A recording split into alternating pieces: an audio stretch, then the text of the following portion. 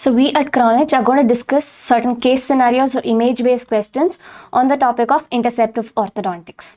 Okay, so let us move on to our first question. Retained mandibular primary central incisor results in option A, lingual eruption of mandibular permanent central incisor.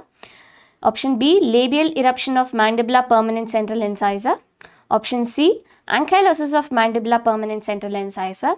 Option D, impaction of mandibular permanent central incisor. So before we move on to this topic of interceptive orthodontics, I want you to be really clear on certain subtopics on this subject. So you need to know what and all you can expect in the interceptive orthodontics. So for which you need to know what are the changes that can happen in the developing occlusion from primary dentition to a mixed dentition. The transitional period you need to know. You need to know about the leeway spaces and what are the changes that happens in that period, if there is early eruption or late eruption of certain permanent teeth. So in that topic we will cover few questions for today. Okay, so in this question they have clearly told retained mandibular primary central incisor. Okay, so if there is retained mandibular primary central incisor, the permanent teeth, that is you can see in the back, the permanent teeth are going to erupt lingually. That is with respect to the mandibular arch. So when we look at our options here, first option is lingual eruption of mandibular permanent central incisor. Labial eruption of mandibular permanent central incisor, no. Ankylosis, no. Impaction of mandibular permanent central incisor, no. Usually in the mandibular teeth, it is lingual eruption of mandibular permanent central incisor. Moving on to our next question, the similar thing which happens in the maxillary central incisor. What will happen if there is retained maxillary central incisor? What will happen to the permanent teeth? Usually what happens is the permanent teeth erupts in crossbite. Okay, meaning it pushes this milk teeth forward, it will make it tip forward and it starts erupting in crossbite with single tooth. So the lower incisor is more labially placed and the upper central incisor is coming more palatally. So you remember this, retained in the lower central incisor, the teeth will start erupting lingually. When it comes to the upper arch, for the central incisor, they start coming in crossbite. For canines, what happens is it usually comes labially or lingually, or many times there have been cases where it gets impacted as well. The canines get impacted if the primary canines are retained. Okay, when it doesn't shed on the specific period of time, they have chances of getting impacted also. So keep this in mind. For mandibular central incisor, they erupt lingually. So for maxillary, they come in crossbite. So for canines, maxillary canines are usually rare, but mandibular canines do have do get impacted as well. So either they come labially or lingually, but there is an option of getting impacted also. So you need to keep monitoring them as and when they come in the mixed dentition phase. So they can just give this question, they can just put this image. What can you expect in the maxillary central incisor they can have? Okay, what is the treatment plan that you can have? So they can give you options in these base questions.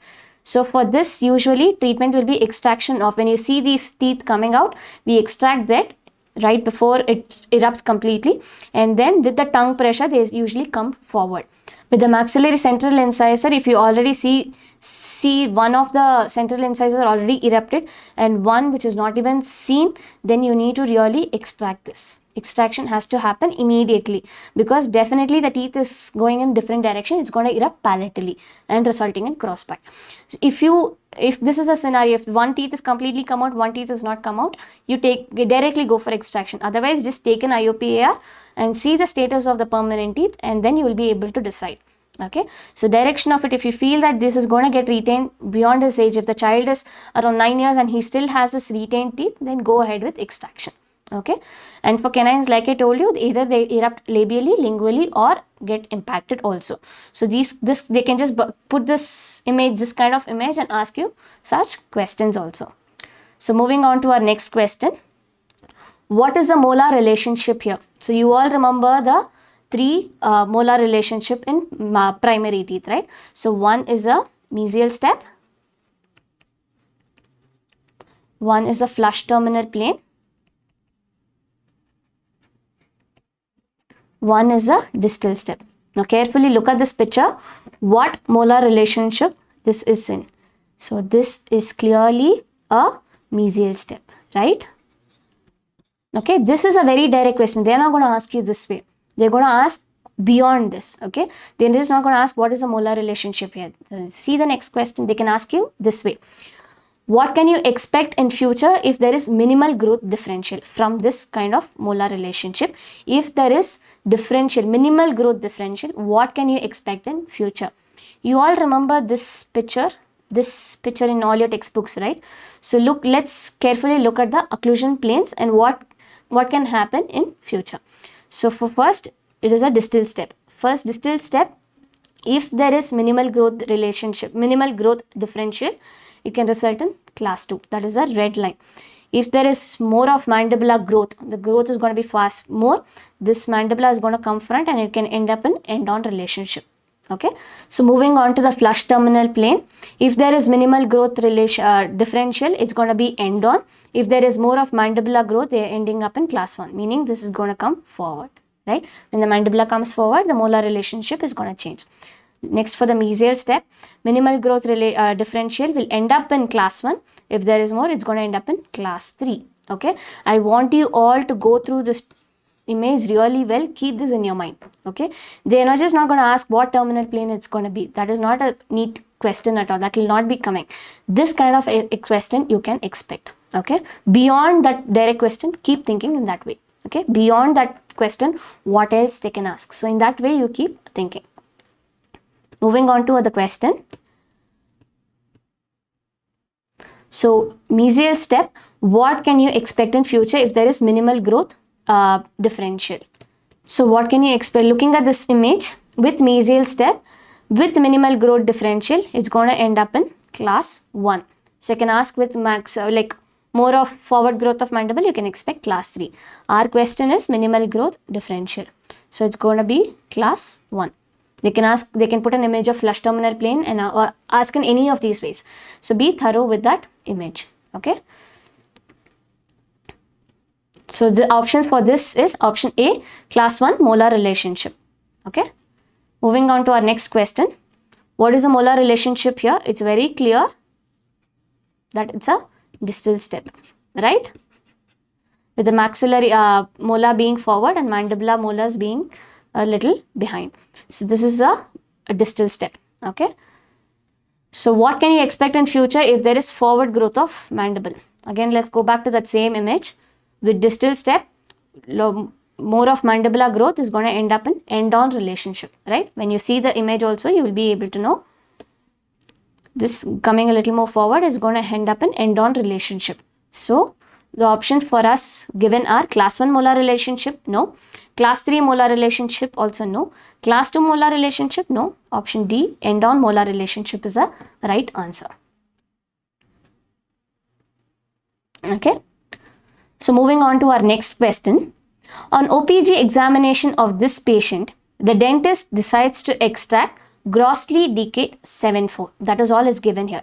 This extraction, these root stems are going to be extracted is what they're saying. In that case, the eruption of the successor tooth will be accelerated, retarded, any of the above or none of the above. So with just this image, how can you conclude of if this permanent teeth, that is the first premolar, is going to come faster, slower? How are you going to come to know? You need to be really thorough with Nollas's stage of tooth eruption. Okay, if you remember in the tooth eruption chapter, there are some stages that are being given. At the stage looking at the permanent teeth, they have not given age or anything of the sort in this OPG.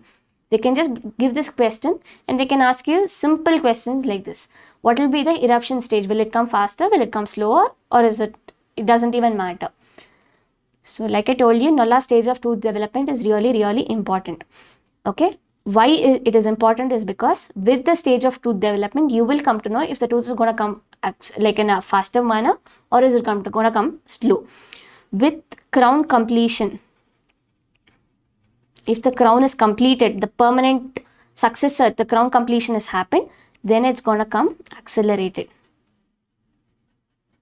Okay. If the crown completion has not happened, then it's going to be retarded. Okay. Now you need to know the stages of tooth development. Let's just have a basic look at the picture and the stages of tooth development. If there is absence of crypt, that is, if you see this, there is no third molar crypt at all. Okay, so that will be stage 0 if there is no crypt at all. If initial calcification has happened, it's stage 2. 1/3 of the crown completion, it's stage 3. 2/3 of crown completion, it's stage 4. Crown almost completed is stage 5. Stage 6 is crown completed. Okay, so remember this stage. With crown completion, it's going to be faster. With not, when it is anything, when there is no crown completion is not happened, then it's going to be slower. Okay, then 1/3 of the root, 2/3 of the root, and all root almost completed are the next stages. Let us look at our image right now here. This stage is where the crown completion has completely happened. Okay, so when you look at that first premolar stage, the crown is completed in that image, OPG image. So which means the stage 6 is done, which means the crown is completed. There will be accelerated eruption. The eruption will be accelerated. Okay, if it is any of this stage, when there is partial crown completion that has happened, then the eruption will be retarded. So looking into our options, in that case, the eruption of the successor tooth will be either accelerated, retarded, any of the above, none of the above. So option A is our right answer. Okay. So we at Crown Edge are having live series session discussing on case scenarios or image based questions. So one on interceptive orthodontics, this chapter will be continued on coming Sunday. So catch us live on YouTube on Crown Edge platform. Thank you.